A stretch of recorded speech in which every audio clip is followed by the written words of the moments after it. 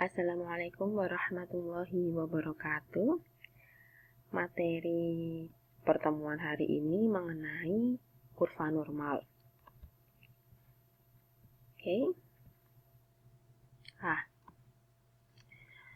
Apa itu kurva normal? Kemudian pengertiannya bagaimana? Itu Anda bisa googling banyak di berbagai sumber ya.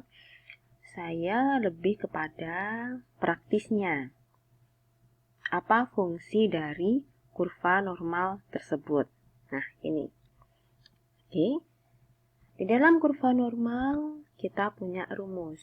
Nah, ini rumus pertama untuk kurva normal. Nah, apa itu Z? Z adalah simpangan baku kurva normal standar.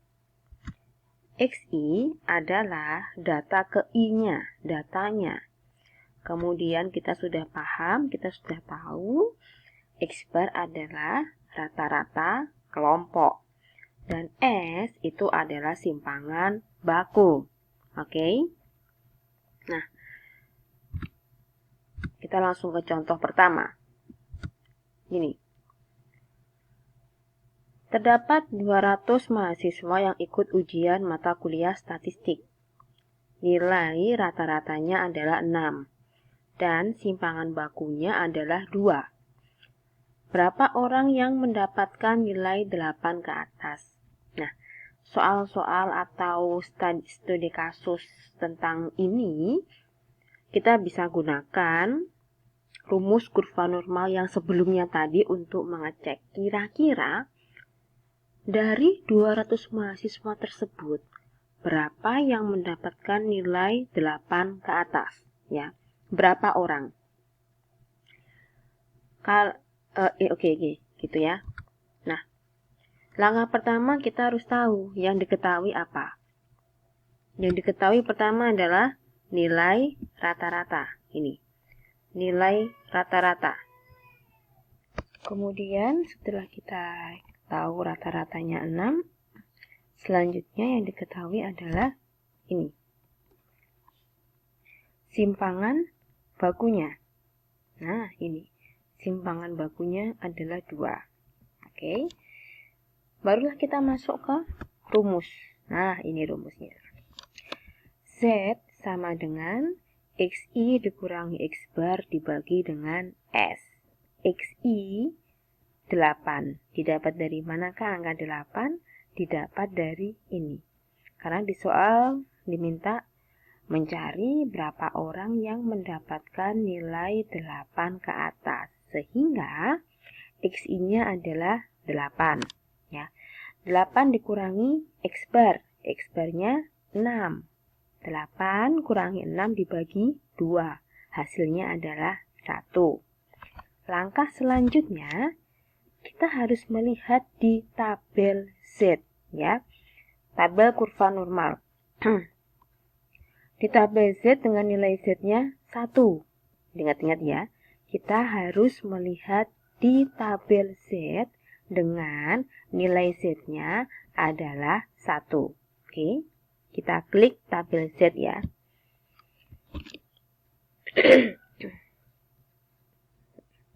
Nah, kita punya tabel Z ini. Masih ingat kan? Nilai Z kita adalah 1. Dilihatnya dari mana? Di sini. Ini nih. Nah, yang saya blok. Jadi, kita mencari nilai 1 di kolom Z. Ini kan belum ada nilai 1 ya. Kita scroll ke bawah. Kita cek yang nilai 1. Oke. Dapat ya? Ini. 1,00 ini. Nah, nilai 1 berarti di sini. Karena apa? 1,000 ya. Jadi, Anda tarik garis horizontal, kemudian tarik garis vertikal ke sini, ketemunya di sini. Di angka 0,8413. Begitu ya. Oke, kita kembali ke slide tadi. Nah, ini.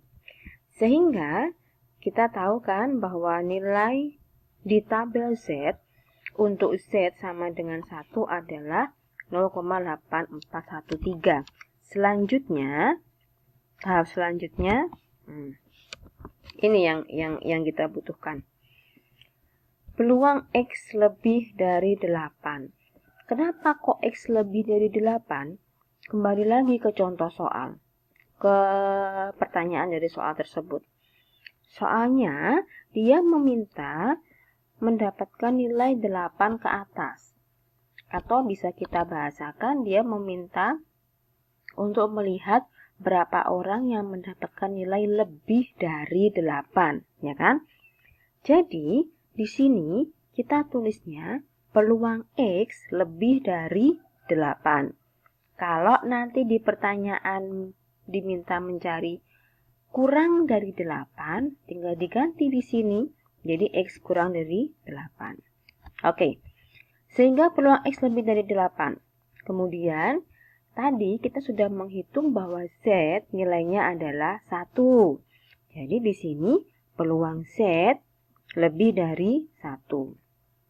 Ya, tanda pertidaksamaan di sini mengikuti yang depan. Jika depan lebih dari, berarti yang sini juga harus lebih dari.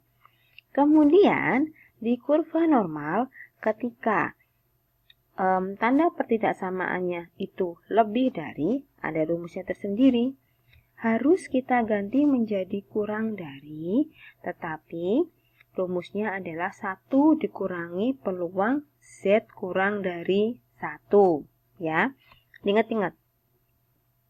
Jika tandanya lebih dari, kita punya rumus. Diganti ke kurang dari, tetapi 1 dikurangi dengan peluang dari Z kurang dari 1. Ingat-ingat ya, ini rumusnya. Sama dengan, kita tadi tahu bahwa nilai Z sama dengan 1 di tabel Z adalah 0,813. 1 dikurangi 0,8413 hasilnya adalah 0,1587. Nah, kalau semisal Anda sudah menemukan ini, apa sih artinya? Artinya adalah peluang yang mendapatkan nilai 8 ke atas adalah 0,1587. Atau bisa dibahasakan, peluang yang mendapatkan nilai 8 ke atas adalah 15,87%. Gitu ya bahasanya. Tetapi karena yang diminta berapa orang, sehingga kita masih punya tahapan selanjutnya lagi. Oke, next ya. Ini. Sehingga yang mendapatkan nilai 8 ke atas, peluang tadi ini 0,1587 dikalikan dengan banyaknya mahasiswa yang mengikuti ujian. Berapa itu? 200. Sehingga 0,1587 kita kalikan dengan 200. Hasilnya adalah 31,74 orang atau sekitar 32 orang. Jadi orang yang mendapatkan nilai 8 ke atas sekitar 32 orang. Ini saya bulatkan ke atas karena apa? Di belakang koma lebih dari 50, ya. Karena di belakang koma ini kan koma 74, itu kan lebih dari 50, sehingga kita bulatkan ke atas menjadi 32. Semoga paham ya. Kita lanjut ke contoh 2. Ini. Oke. Kita punya contoh 2. Cuman di sini soalnya adalah yang mendapat nilai kurang dari 8. Kalau yang tadi lebih dari 8, sekarang kurang dari 8. Yang diketahui sama, ya. Kemudian input nilai ke rumus juga sama seperti contoh pertama. Nilai tabel Z-nya pun juga sama dari contoh pertama. Yang membedakan di sini, dia diminta nilai kurang dari 8. Sehingga peluang X kurang dari 8. Sama dengan peluang Z kurang dari 1. Ketika sudah tandanya kurang dari, tidak perlu Anda rubah lagi. Tetap ya, langsung kita masukkan angka yang tadi di tabel Z sama dengan 0,8413. Artinya adalah peluang yang mendapatkan nilai kurang dari 8 adalah 0,8413 atau 84%,13 ya. Terus karena yang diminta di sini berapa orang kira-kira, peluangnya yang tadi kita kalikan dengan banyaknya orang. Hasilnya adalah 168,26 atau sekitar 168 orang. Nah, di sini nih, ini adalah contoh pembulatan ke bawah. Karena apa? Di belakang koma kurang dari 50. Oke, kita ke contoh 3. Nah, di contoh 3, ini ada sedikit tambahan juga. Dengan yang diketahui yang sama, hanya pertanyaannya yang berbeda. Contoh pertama, saya minta mencari orang yang nilainya lebih dari 8. Contoh kedua, saya minta mencari banyaknya orang yang nilainya kurang dari 8. Contoh 3, saya meminta Anda untuk mencari berapa orang yang mendapatkan nilai antara 5 sampai 8. Ya, jadi ada antaranya. Yang diketahui sama. Yang membedakan di sini kita mencari Z1 dan Z2. Rumusnya sama. Yang membedakan lagi di Z1 untuk XI-nya adalah batas minimal dari nilai antara. Batas minimal berapa di sini? 5. Sehingga XI untuk Z1 adalah 5. 5 dikurangi 6 X barnya ya, dibagi dengan 2. 2 adalah simpangan baku. Hasilnya adalah negatif 0,5. Sedangkan untuk Z2, XI-nya adalah 8. Hasilnya adalah 1.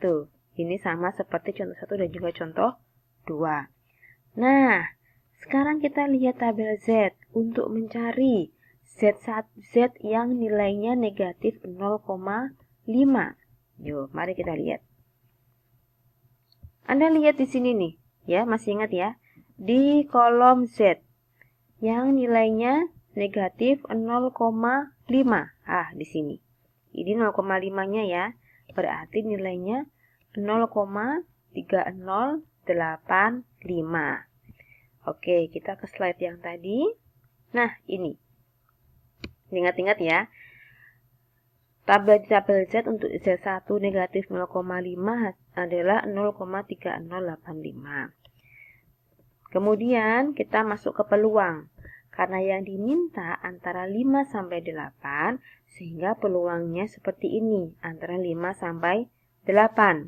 Kemudian kita masukkan nilai Z-nya.